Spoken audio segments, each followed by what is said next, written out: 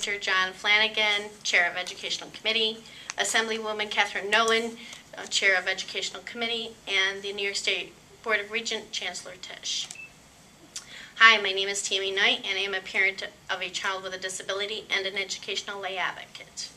I consider education a high priority in our home. I have 2 other children that have finished or are in college. I am concerned with the changes to the New York State educational system, specifically to the special education student. Even though New York has a 29% dropout rate for students with disabilities, people come to New York to get an education for their children, as their own systems refuse to provide anything more than what the IDEA, or the Individuals with Disabilities Education Act, allows.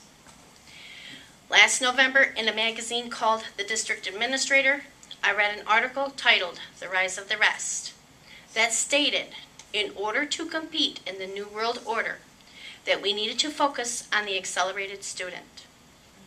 After reading the article, I have watched changes being made with the removal of unfunded mandates, including but not limited to the speech and language of a child with a disability, with autism spectrum disorder, a parent member being part of the team, amounts of services provided, and changing diplomas to certificates. To conform to IDEA, New York has removed some of the entitlements in the regulations of the Commissioner, Part 200 and 201. If you compare both regulations, you will see where New York has always provided extra services to our disabled students.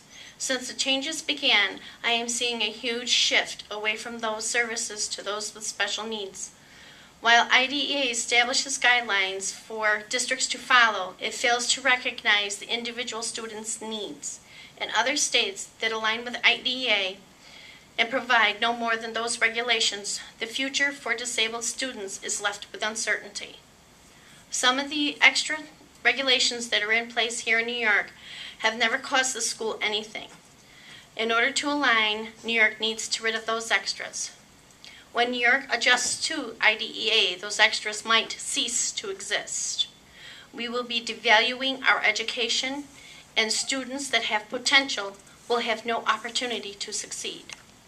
The trends established in The Rise of the Rest, in the article The Rise of the Rest, and the changes made to joining IDEA may cause special education students to be left behind.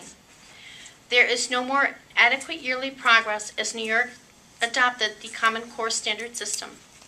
The U.S. Department of Education believes that in annually measurably objective goals, in other words, the AMOs, the student will progress through these regulations. I worry that this could be farthest from the truth, as the long-term objective will be ignored.